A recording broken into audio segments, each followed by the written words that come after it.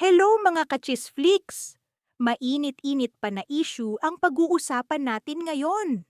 Derek Ramsey binanatan si Filmar matapos madamay ang kaibihan nilang si Pernilla sa naging away nila ni Andy.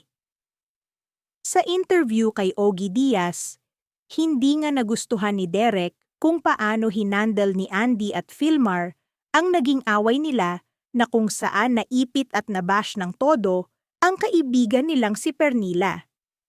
Hindi na umano makalabas at iyak lang ito ng iyak sa kanyang bahay habang silang dalawa ngayon ay maayos at nagkabati na. Ang mag-asawang Derek at Ellen ay malapit na kaibigan ni Pernilla.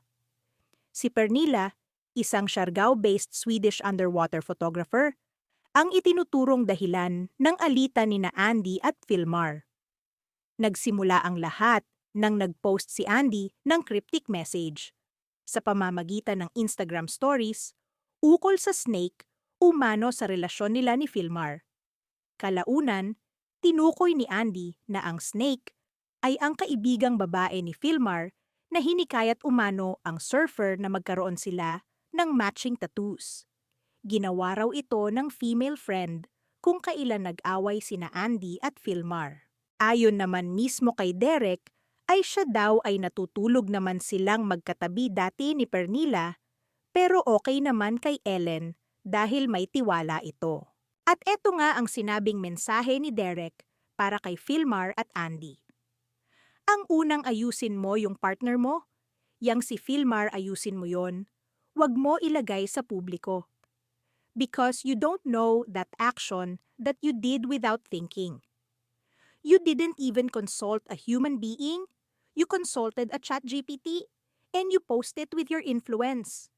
That was very irresponsible of you because you don't know how a post like that can really destroy somebody. Ang nakakainis pa dito, nag-stated na finally si Filmar and what does he say? Okay na kami. Sana okay na rin kayo. Hindi ako okay kasi kasama ako dun sa kayo. Kasi kaibihan ko na kaibigan mo rin na matalik. Sinaktan mo, hindi ka man lang nag-apologize. Pero inaamin mo sa statement mo na mali nga. So why don't you have a decency and show some respect to Pernilla and clear her name? Pernilla feels bad about the tattoo thing. And she reached out to apologize for that. Eto pa ang ibang patama ni Derek para kay Filmar at Andy. I wish Filmar will have the balls to be a man. Magpakalalaki ka. I'm sorry, Andy. What was your intent for this?